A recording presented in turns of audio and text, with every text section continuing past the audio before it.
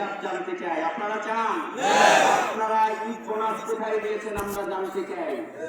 Fridge এবং শাড়ি লুঙ্গি কোথায় দিয়েছেন আমরা জানতে চাই। আমরা জানতে চাই আপনারা চাউলের টাকা কাকে কাকে বরাদ্দ দিয়েছেন। আপনারা এগুলো পরিষ্কার করতে হবে। এগুলো জনগণের টাকা। এখন আপনারা দলীয় কর্মসূচি বাস্তবায়ন করতেছেন।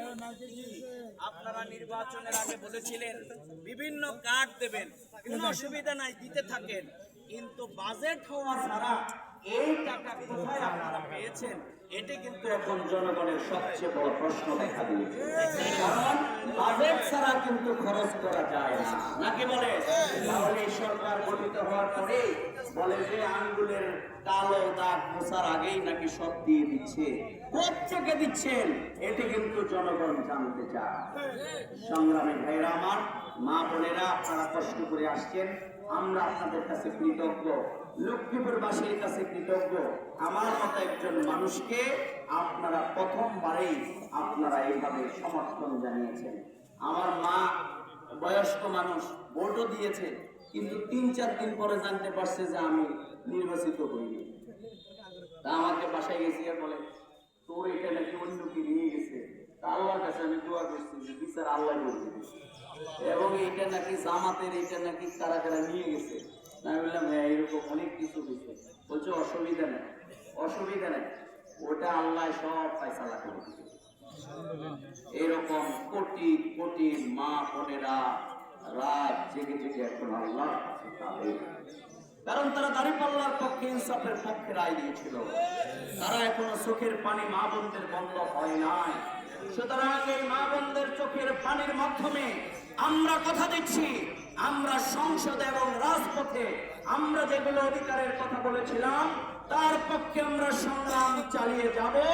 আপনাদের অধিকার নিয়ে আমরা লড়াই করে যাব ইনশাআল্লাহ। আপনাদের জন্য দলের যা, সরকারের যা বরাদ্দ সেগুলো যেন ঠিক মতে পৌঁছায়, এই ব্যাপারে সরকারকে আমরা দৃষ্টি আকর্ষণ করব।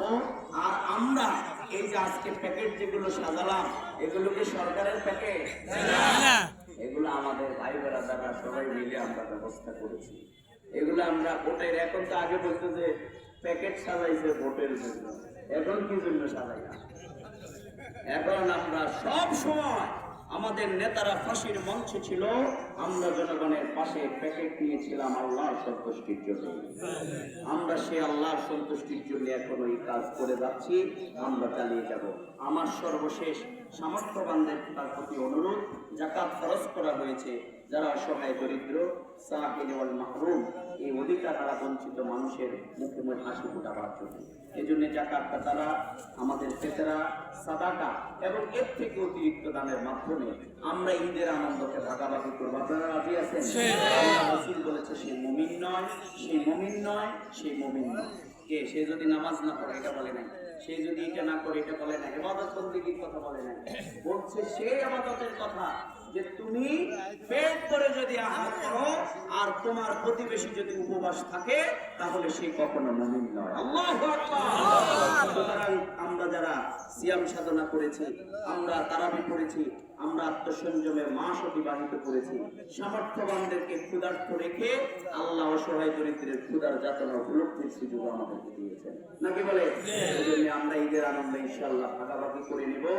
সর্বশেষ আপনাদের কাছে আমাদের অনুরোধ থাকবে, আমরা এই প্যাকেটগুলো সাজাইছি আর আপনাদের কিছুক্ষণ রোদে দাঁড় করাই যাবে, এটার জন্য আপনাদের কাছে করজোড়ে মাপ চাই। কিন্তু সাজালাম কেন, এই ব্যাখ্যাটা বলে শেষ করতে চাই। সাজালাম হচ্ছে এই জন্য, এগুলো মিডিয়ার মাধ্যমে, ভিডিওর মাধ্যমে আজকে সোশ্যাল মিডিয়ায় গোটা দুনিয়ার মানুষেরা দেখে, এলাকার মানুষেরা দেখে, যার সামর্থ্য আছে তার মধ্যে বোধটা যাতে জাগ্রত হয় যে এই দায়িত্বটা তো আমার। অন্তম খায়রাল উম্মতি মুখরিজাতুন। ওই সামর্থ্যবান যে ব্যাংকে হাজার হাজার কোটি টাকা জাকাত দেয় না, তার এই প্যাকেটের ছবি দেখে তার অন্তত হৃদয়ের মধ্যে যেন একটু নাড়া হয়।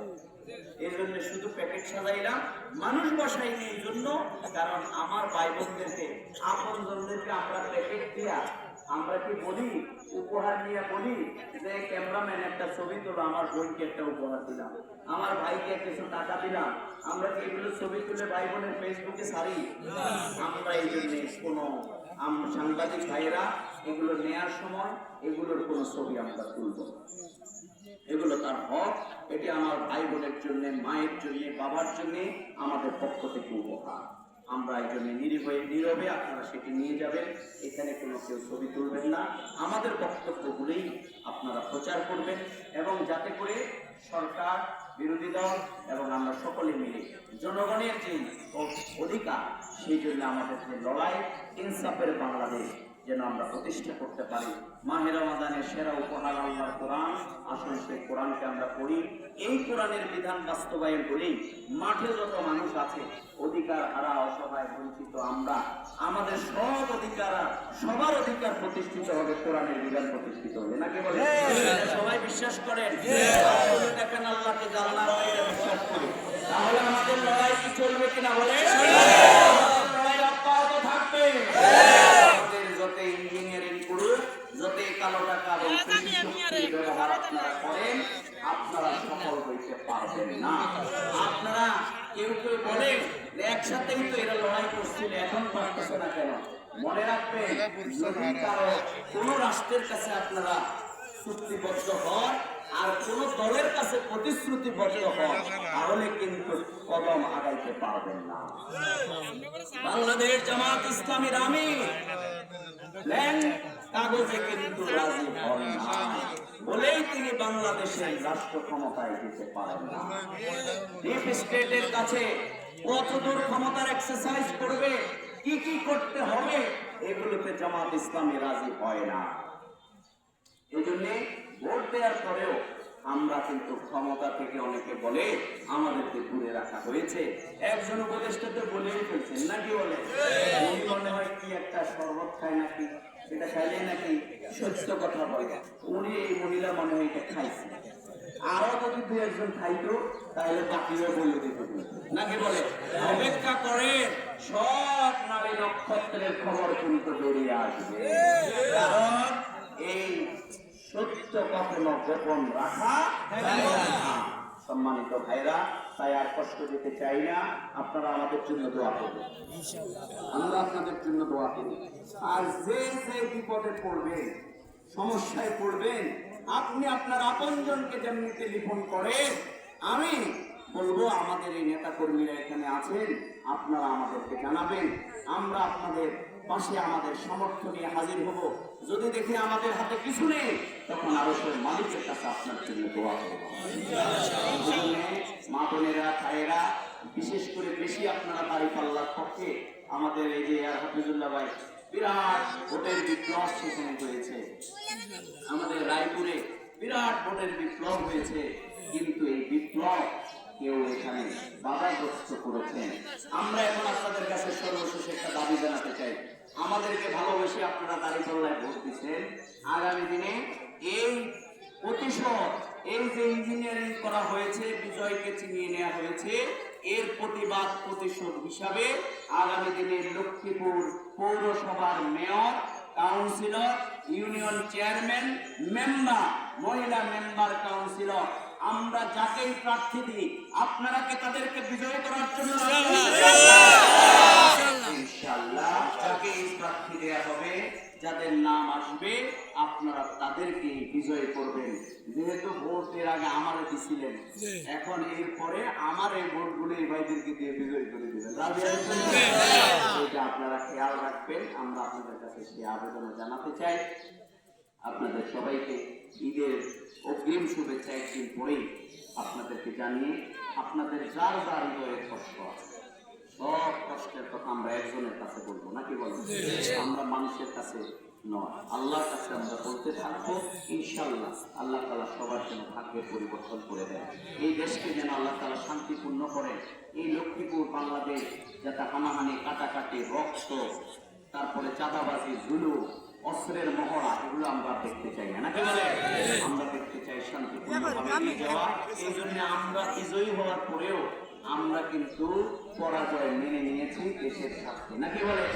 এই জন্য আপনারা কেউ অশান্তি সৃষ্টি করবেন না, আমরা সামনের দিকে শান্তিপূর্ণভাবে, ঐক্যবদ্ধভাবে এগিয়ে যেতে চাই। সবাইকে আন্তরিক ধন্যবাদ, মোবারকবাদ জানিয়ে সুন্দর আয়োজনের জন্য লক্ষ্মীপুর পৌরসভা তাদেরকে ধন্যবাদ জানাচ্ছি। আর আমরা আল্লাহ শুকরিয়া আদায় করছি এই লক্ষ্মীপুর পৌরসভায় আমরা প্রায় 10,000 পরিবারকে কোনো না কোনো ভাবে এই সহযোগিতা আমাদের ভাই বোনেরা পৌঁছাচ্ছে। জোরে বলেন আলহামদুলিল্লাহ। আমরা গোটা লক্ষ্মীপুর সদর 3 আসনে আমাদের টার্গেট হচ্ছে একবারে সামান্য একটা তার প্রয়োজনীয় জিনিসও দিয়ে আমরা অন্তত মিনিমাম 50,000 লোককে আমরা তাদের পাশে ছোট্ট একটা জিনিস হলেও আমরা যেন তাদের পাশে থাকতে পারি সেই টার্গেট নিয়ে আমাদের ভাই বোনেরা কাজ করছেন। আল্লাহ তাআলা আমাদের এই সকল তৎপরতা তার সন্তুষ্টির জন্য কবুল করুন। আমরা যেন আপনাদের পাশে থেকেই সুখে দুঃখে আমরা কাটাতে পারি, এটাই আমাদের জীবনের অভিপ্রায়। আমার জন্য আপনারা দোয়া করবেন। আমাকে ধরে এখনো অনেকে কাঁদে, এজন্য কাঁদে যে তারা আমাকে দেখেও নাই, অনেকে এত কষ্ট করে, এত কষ্ট তারা করে, তাদের আবেগ এখনো তারা সংবরণ করতে পারছে না।